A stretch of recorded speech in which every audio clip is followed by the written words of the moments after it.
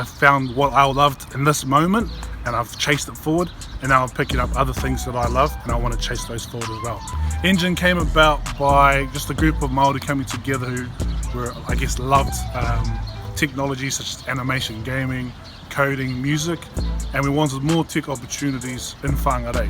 And that kind of snowballed down through tournaments, events, STEM events, into what we have now as the NGEN Room, and then into the NGEN 2020 Digital Tech Program. We do coding, graphic design, content creation, digital marketing, and other technologies to try and help our rangatahi into the industry.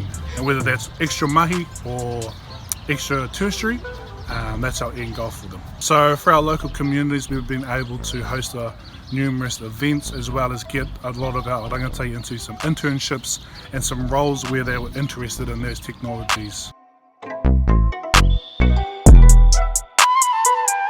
Go out and find some other people that are doing it already. If you're into coding, there's the Developers Institute. If you're into graphic design and animation, come on down to the NGEN Room. Or if you're into business, just start doing it, get into it, and you'll start on a nice platform. You can only build up from there.